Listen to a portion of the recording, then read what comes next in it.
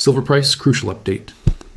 You must hear, if what happened last Friday was just another dip, then the world's wealthiest physical buyers wouldn't be saying what they're saying right now. January closed green, despite one of the most violent intraday collapses in silver's recorded history. Statistically, that shouldn't be possible. But here's what they're not telling the business community. Copper is sending a signal that most are completely missing. And when you connect these three dots, silver's refusal to break, gold's institutional accumulation, and copper's silent positioning, you're not looking at volatility. You're looking at a structural warning, one that could redefine portfolio strategy for the next 18 months, but only if you understand what's actually happening beneath the surface. Welcome back to the channel. This is your OG, John A.G. Now, if you've been following these economic briefings for a while, you know the drill. But if you're new here, let me ask you something the way I'd ask my father. You wouldn't walk past a mailbox without checking your mail, would you? Same principle applies here. Hit that subscribe button below so you don't miss the next strategic update. Because in markets like these, missing one piece of critical information can cost more than most realize. And do me a favor, drop a comment and let me know. Where are you watching this from today? New York, London, Mumbai, Singapore? The physical market signals we're tracking are global. And I'm genuinely curious where this analysis is reaching. Now let's get into what actually matters. The markets closed on Friday. Most traders logged off their screens, relieved the week was over. But a small group of analysts sat staring at their monitors long after the bell rang. They were looking at something that didn't make sense. Silver had just experienced one of the most violent price movements in modern trading history, and yet the month still closed in positive territory. This wasn't normal. When an asset drops that fast, that hard, it usually signals the beginning of a collapse. But silver didn't collapse. It absorbed the shock and held. The numbers told a story that conflicted with every headline screaming across financial news platforms. January opened with silver trading around $30 per ounce. By month's end, it was sitting at $31.85. A gain, not a massive gain, but a gain nonetheless. And here's where it gets interesting for anyone paying attention to structural market signals rather than daily noise. That single month marked silver's continuation of a winning streak that had already stretched across multiple consecutive months. In commodity markets, consecutive monthly gains of this nature are statistically uncommon.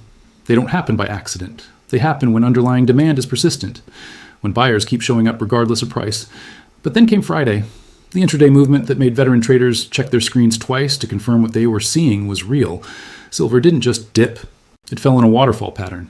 The kind of vertical drop that happens when liquidity vanishes and automated systems start dumping positions without regard for price discovery.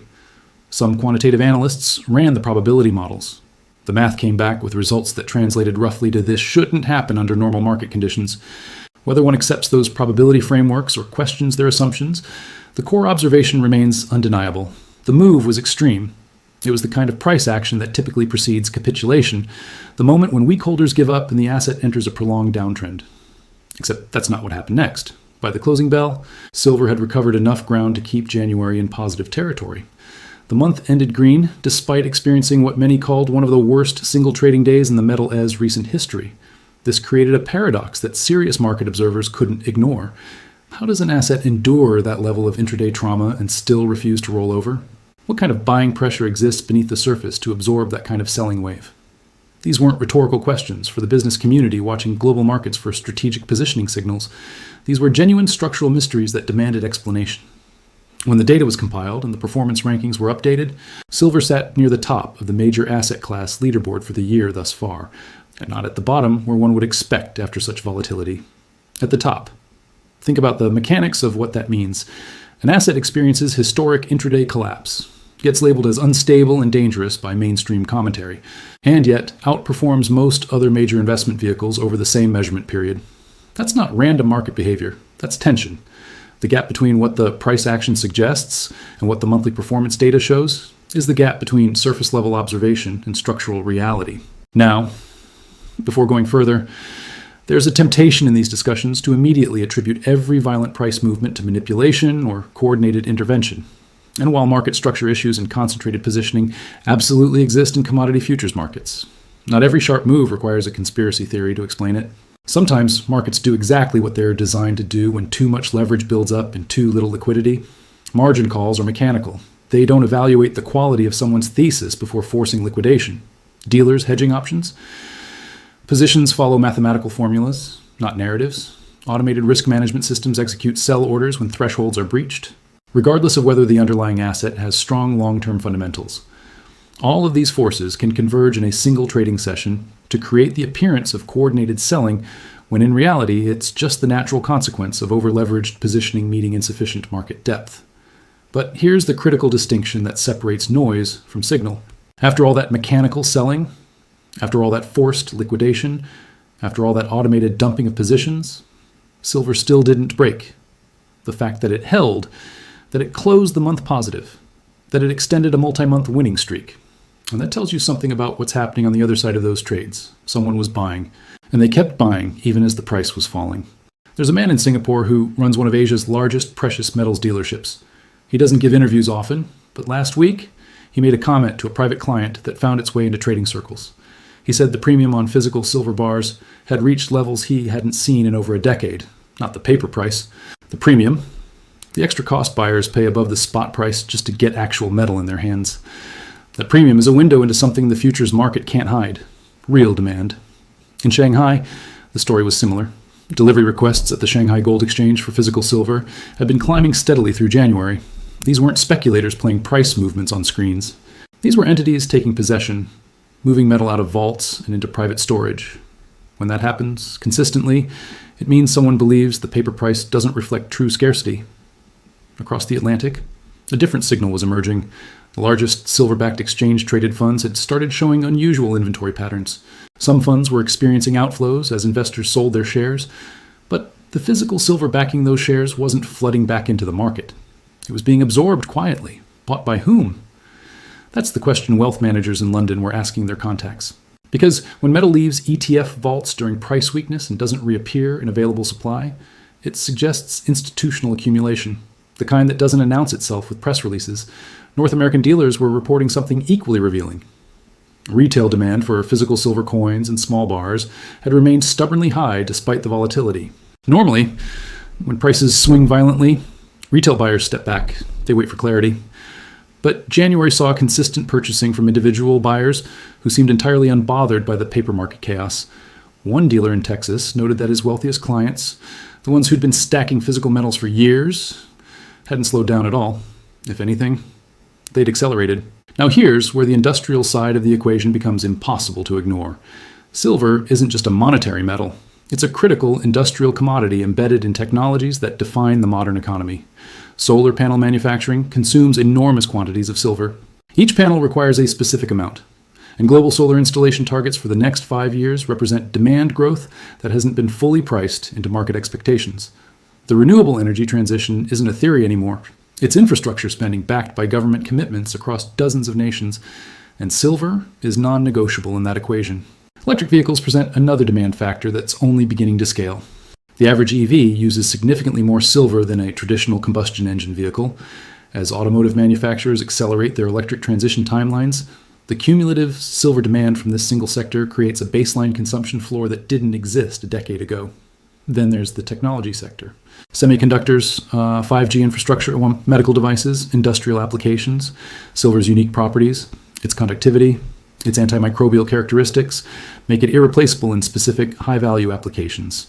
This isn't speculative future demand. This is current production consuming silver at rates that keep climbing year over year. But demand is only half the equation. Supply tells an even more constrained story.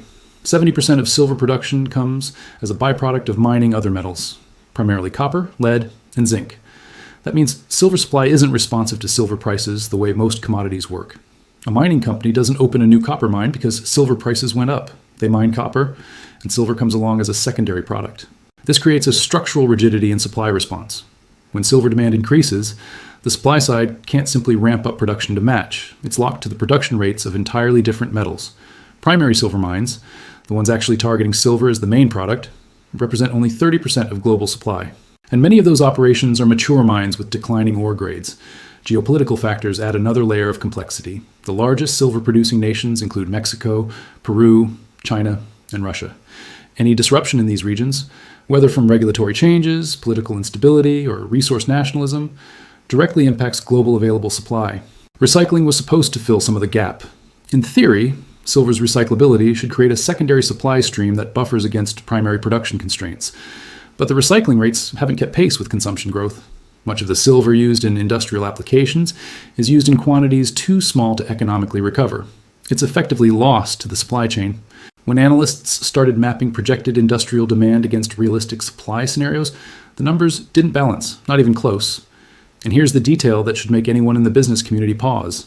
The gap between available physical silver and the amount of silver represented in paper contracts on futures exchanges is staggering. For every ounce of physical silver that actually exists in deliverable form, there are dozens of paper claims on that same ounce. This works fine until it doesn't, until the moment when holders of those paper contracts decide they actually want the metal. That's when the system discovers how much of the price was speculation and how much was real. There's an old saying among commodity traders that's been whispered in trading pits for generations. Copper has a PhD in economics. It sounds like trader folklore, the kind of catchy phrase people repeat without questioning. But there's a reason that saying survived decades of market cycles. Copper tells the truth about the global economy when politicians and central bankers are still crafting their narratives. And right now, copper is saying something that most people aren't listening to. Last month, while everyone was fixated on silver's dramatic price action and gold's steady climb, copper quietly positioned itself in a range that historically precedes something significant. Not a crash, not a bubble, something structural. Here's why that matters for anyone trying to understand where silver is actually headed. Copper doesn't move on sentiment. It moves on consumption. When copper prices rise and hold elevated levels, it means someone somewhere is building something at scale. Infrastructure, factories, power grids, housing developments, data centers. The kind of physical economic activity that can't be faked with financial engineering. In late January, a construction firm in Jakarta placed an order for copper wire that was 3 times larger than their typical quarterly purchase. In Phoenix, a utility company secured contracts for copper transformers to support grid expansion they're planning through 2028. In Germany, an automotive supplier locked in copper procurement agreements that extended further into the future than they had ever committed before. These aren't headline-making events. They're quiet transactional signals buried in procurement data and supply chain communications. But when aggregated across industries and continents, they paint a picture of anticipated activity. Someone, many someones, are betting that the demand for copper-intensive infrastructure is about to accelerate, and they're willing to pay today's prices to secure tomorrow's supply. Now here's where the electrification thesis stops being theory and becomes material reality. Every electric vehicle requires approximately 4 times more copper than a traditional combustion engine vehicle. That's not a projection, that's engineering specification. The electric motors, the battery systems, the charging infrastructure, all copper-intensive.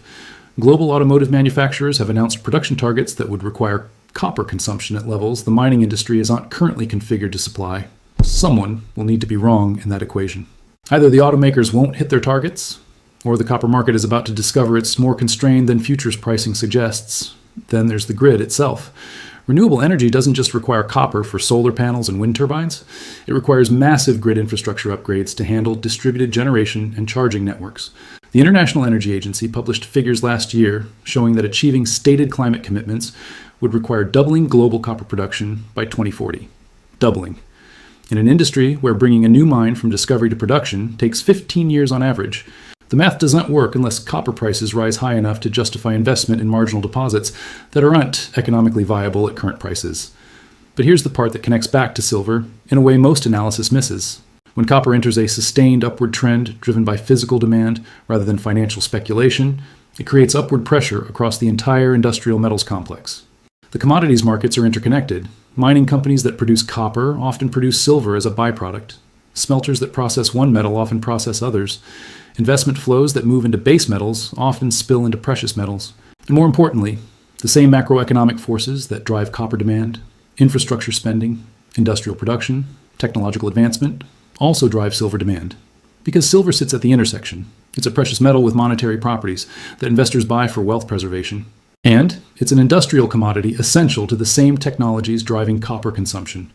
When both demand drivers activate simultaneously, silver experiences amplification that doesn't happen with pure monetary metals like gold. A portfolio manager in Zurich noticed this pattern last week. He'd been tracking the correlation between copper strength and silver volatility. What he found wasn't what conventional analysis predicted. When copper showed sustained strength, silver didn't just rise, it became more volatile in both directions, but with a pronounced upward bias over time. The volatility wasn't random noise. It was price discovery happening in real time as the market tried to figure out what silver should be worth when both its industrial value and its monetary value were appreciating simultaneously. Now let's talk about the supply side reality that nobody wants to acknowledge publicly. Copper mine development has been underfunded for over a decade. After the commodity downturn that started in 2012, major mining companies slashed exploration budgets. Shareholders demanded returns, not speculative drilling programs. The result is a pipeline problem. The projects that would be coming online now to meet today's demand were never started, and the projects being started now won't produce metal until the mid-2030s. Meanwhile, existing mines are facing declining ore grades. It takes more energy, more processing, more time to extract the same amount of copper from ore that's getting progressively less rich. This isn't temporary, this is geological reality. The easy deposits were found decades ago. What remains requires higher prices to justify extraction. And here's where it gets interesting for strategic thinkers watching these markets. If copper is entering a structural deficit, if industrial demand is outpacing supply growth, if prices need to rise to incentivize new production, then silver, which shares many of the same supply constraints and faces its own growing industrial demand, is positioned in almost the exact same structural setup. Except silver has one additional factor copper doesn't have: monetary demand. When currency debasement concerns rise, when sovereign debt levels become uncomfortable, when inflation expectations disconnect from official statistics, people don't buy copper for wealth preservation. They buy gold and silver. So silver gets demand pressure from two completely different sources that can reinforce each other: the convergence of industrial necessity and monetary anxiety. That's not a common setup in commodity markets, and it's exactly what the current macro environment is creating. There's a billionaire in the Middle East who doesn't give his name to journalists. He made his fortune in oil infrastructure 3 decades ago, and he's been rotating that wealth into hard assets ever since. Last week, a comment he made during a private wealth forum in Dubai started circulating among high net worth circles. He said something that made every short seller in the silver market take notice. "I'm not buying silver because I think the price will go up next month. I'm buying silver because I think the system will need it and won't have it." That single sentence captures what institutional players are quietly positioning for. Not a trade, a structural shift. And the evidence of that positioning is showing up in places most retail investors never look. Central banks have been on a gold buying spree that started in 2022 and hasn't slowed down. Russia, China, Turkey, Poland, Singapore. Month after month, the same pattern: accumulation. Not for yield, not for speculation, for reserves. When central banks buy gold at this pace, they're making a statement about their confidence in fiat currency stability. And while silver isn't a central bank reserve asset in the same way gold is, the institutional logic is identical.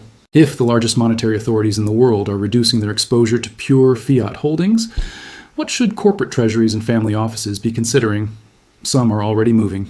A technology company in California made headlines last year when they added Bitcoin to their treasury.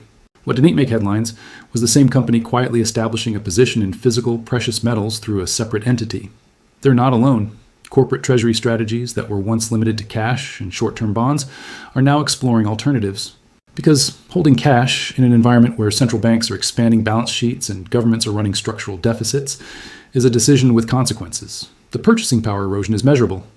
And silver, unlike bonds, doesn't have counterparty risk. It's not someone else's liability. It just exists. But here's where the market structure creates a risk that even sophisticated investors often underestimate. The futures market for silver operates on leverage. Traders can control large positions with relatively small margin deposits. This works beautifully in stable markets. It creates liquidity, price discovery, and efficient capital deployment. But when price moves violently in one direction, margin requirements change. And when margin requirements change, forced liquidation begins. What happened on that Friday in January wasn't just a sell-off, it was a cascade. Leveraged long positions hit their stop losses or margin thresholds, sold automatically, which pushed prices lower, which triggered more stops, which forced more selling. The algorithms don't care about fundamental value during these moments. They care about risk parameters, and they execute without emotion. But here's the part that should make anyone analyzing this market sit up straight. After that entire cascade, after all that forced selling, after all that automated liquidation, the price stabilized. It didn't collapse into a multi-month downtrend. It didn't break critical support levels and stay broken. It found buyers. Buyers who weren't using leverage. Buyers who weren't running automated systems. Buyers who were willing to absorb massive selling pressure and take delivery of physical metal. That's not random market behavior. That's accumulation. Now let's address the macroeconomic context that makes all of this more than just a commodity story. Sovereign debt levels across developed economies are at peacetime records. The United States, Japan, the United Kingdom, Italy. Debt to GDP ratios that would have been considered unsustainable 2 decades ago are now normalized. And the only way those debts remain serviceable is if interest rates stay low and currencies maintain relative stability. But what happens when inflation proves more persistent than central banks projected? What happens when real interest rates, the difference between nominal rates and actual inflation, stay negative for extended periods? Non-yielding assets like precious metals suddenly don't look like a sacrifice. They look like preservation. Because if cash is losing 3% purchasing power annually and bonds are yielding 2%, holding an asset that yields 0 but maintains purchasing power becomes rational. And if that asset also has industrial demand creating a supply floor, it becomes strategic. The credibility gap between official inflation statistics and what businesses actually experience in their cost structures is widening. Every CFO managing procurement knows their input costs haven't matched the consumer price index figures. Every supply chain manager knows shipping and materials haven't followed the official narrative. That credibility gap creates uncertainty, and uncertainty drives capital toward assets with tangible value. Now, here's the contrarian signal that ties everything together. Markets that experience extreme volatility while maintaining upward trending performance are markets under structural stress. The volatility is real. The forced selling is real. But the fact that the trend persists despite the volatility means the underlying demand is stronger than the technical selling pressure. That's not common. In most markets, when you see that kind of violent intraday action, the trend breaks. The asset enters distribution. Weak hands leave and don't come back. But silver's consecutive monthly gains didn't break. The weak hands left. But someone else stepped in, someone with deeper pockets and longer time horizons. For business leaders and entrepreneurs navigating this environment, the strategic question isn't whether silver will be higher next week or next month. The strategic question is what role hard assets should play in a portfolio when monetary policy is experimental and debt levels are unprecedented. Traditional financial planning assumes currencies maintain relative stability. It assumes bond markets function normally. It assumes liquidity is always available. But the last 5 years have shown that assumptions can change faster than portfolio strategies can adapt. The businesses that survive major structural shifts aren't the ones that predict the future perfectly. They're the ones that position themselves to withstand volatility while maintaining optionality. Silver, gold, copper. These aren't just commodities. They're strategic positions in a global economic environment where the rules are being rewritten in real time. Now, the volatility isn't the story. The resilience is the story. And what the convergence of monetary anxiety, industrial necessity, and supply constraints suggests is that the market is trying to tell anyone willing to listen something important, not with words, with price action that refuses to follow the script. The question for decision makers isn't whether to pay attention. The question is whether they are positioned for what happens when the physical market finally forces the paper market to reconcile the gap between contracts written and metal available. Because that reconciliation, when it comes, won't wait for anyone to be ready.